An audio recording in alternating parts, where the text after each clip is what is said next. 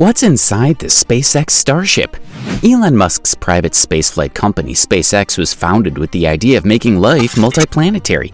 He claims that relocating humans to other worlds such as Mars could save civilization in the event of a calamity on Earth, such as a massive asteroid collision. To realize this vision, Musk is working on a vehicle that will revolutionize space travel. Today we're going to talk about what's inside the spaceship that'll take humanity to Mars, the Starship. But this makes us all wonder how Elon Musk was able to crack the code of finally building a spaceship capable of making the journey to Mars, and what exactly is present inside it that makes it capable of carrying out this vital mission. Well, stick around as we answer these questions and more, and take a deep dive into the mechanics of the Starship. So let's begin the video. The spacecraft, dubbed Starship, will be launched atop a super heavy rocket. Starship is the name given to the combined system, which will stand 120 meters tall. Let's start with the spacecraft.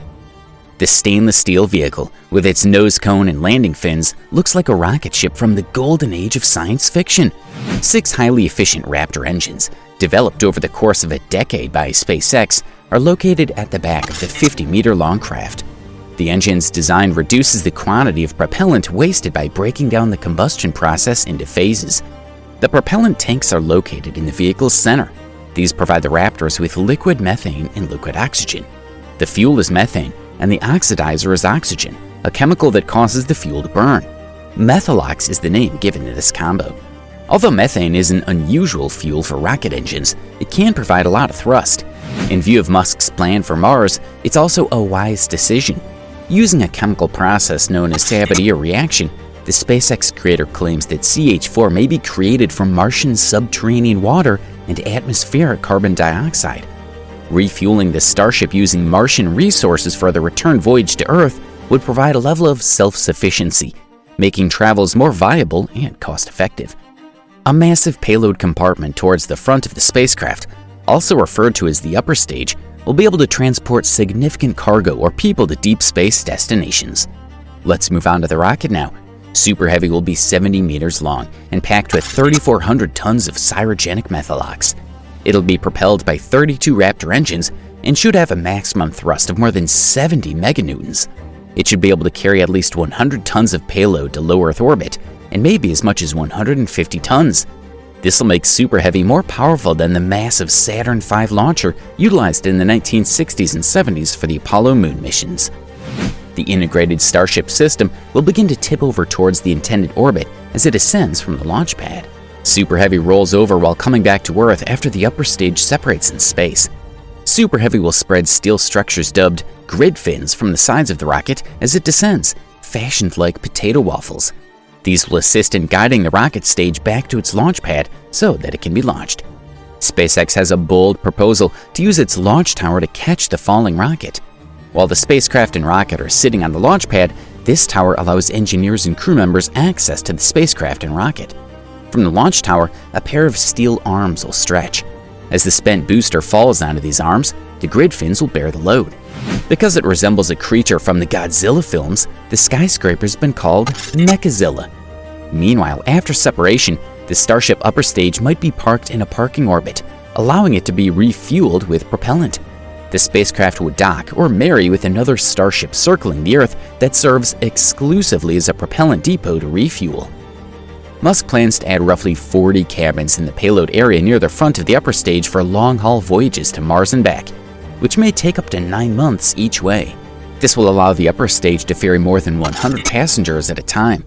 Common areas, storage space, a galley and a shelter would be located in the payload bay to protect passengers from solar storms, which occur when the sun spews hazardous charged particles into space. NASA's Artemis mission, which intends to create a long-term human presence on the moon, will also use Starship. The U.S. Space Agency gave SpaceX a $2.89 billion contract in April 2021 to develop Starship into a lander capable of sending astronauts to the moon this decade. The version designed for Artemis flights would lack the heat shield and flaps required for a return trip to Earth. Instead, following its first launch from Earth, the Starship human landing system would remain in space, allowing it to be utilized for many voyages between lunar orbit and the moon's surface. The payload bay on the cargo version of Starship opens up like a crocodile's jaws. This would make it possible to launch satellites from it.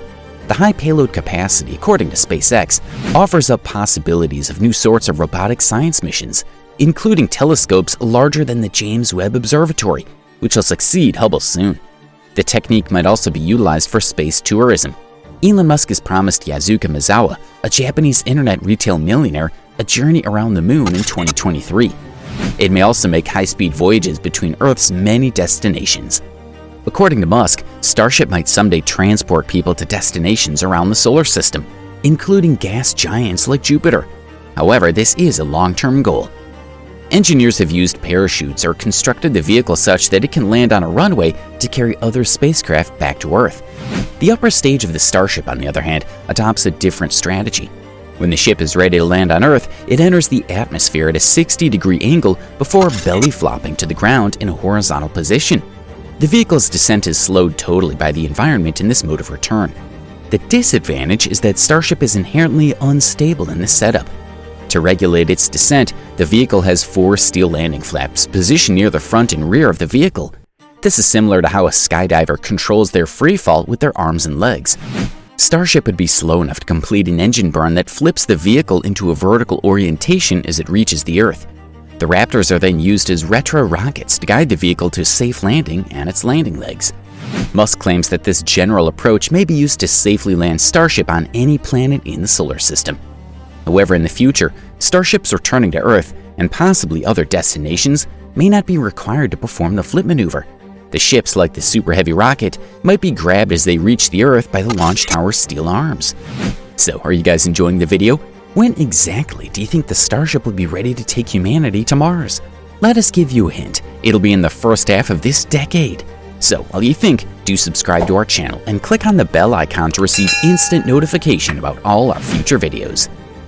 SpaceX has been testing multiple upper stage designs at its Starbase site in Boca Chica, Texas during the last 3 years.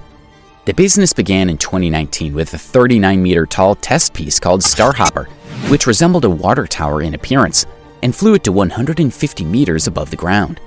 Starship SN8, the first prototype to feature a nose cone and flaps, soared to a height of 12.5 kilometers in December 2020. It flopped back to Earth, providing SpaceX with crucial engineering data on the last stages of the vehicle's return to Earth. SN8, on the other hand, approached the landing pad too quickly and forcefully, causing it to collapse and explode. Starship will be launched on Super Heavy for its maiden orbital test flight in 2022, according to SpaceX. Elon Musk has often maintained that the only way to avoid extinction is to become a spacefaring civilization and a multi-planet species, and by developing this astounding feat of engineering, he's taken the first step toward a future where that is conceivable. So, if humanity were to ever reach Mars, would you want to sign up to live on the Red Planet in the distant future? Let us know in the comments below. And if you want to watch more of our amazing videos, then stay tuned.